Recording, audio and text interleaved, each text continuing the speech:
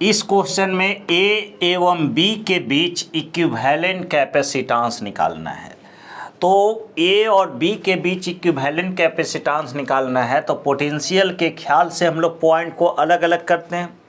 तो सबको पता है कि यह पॉइंट ए, तो यह भी पॉइंट ए होगा।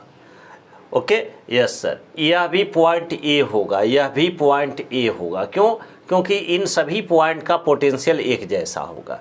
यह बी, तो यह भी बी, यह बी, यह देखो यह कौन पॉइंट हो जाएगा? बी, यह भी बी, यह भी बी, इधर भी बी, यह भी बी, यह भी बी। दिख रहा है?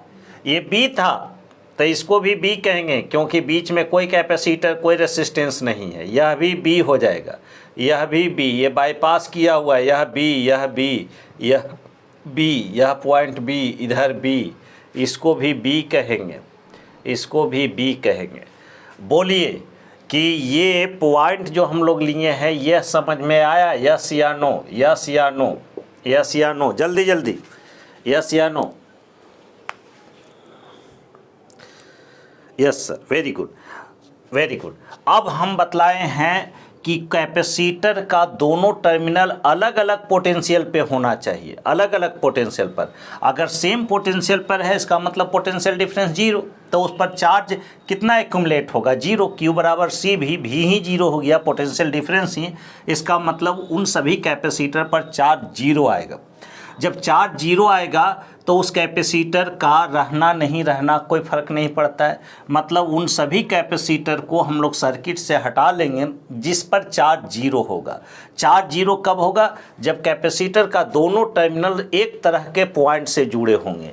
तो यह कैपेसिटर और यह कैपेसिटर का दोनों टर्मिनल पॉइंट बी से ही जुड़ा हुआ है, मतलब एक तरह के पोटेंशियल से जुड़ा हुआ है। तो ये दोनों कैपेसिटर सर्किट से हट जाएगा। अब 3 कैपेसिटर है, 1 2 3, 5 में से तो 2 हट गया।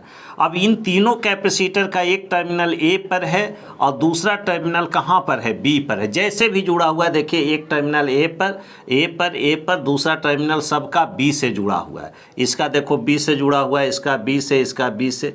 मतलब हमारे सर्किट में 2 ही तरह का पॉइंट है, ए और बी पॉइंट।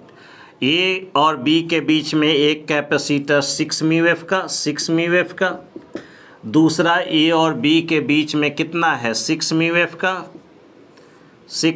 का, और तीसरा जो है कितना म्यू एफ का? 3 म्यू एफ का। अगर आप सर्किट सही बनाए हैं, सही क्वेश्चन है, तो इसका इक्विवेलेंट जो होगा पैरेलल कॉम्बिनेशन में जुड़ जाता है। तो कितना हो जाएगा? 15 माइक्रोफैराड। 15 माइक्रोफैराड।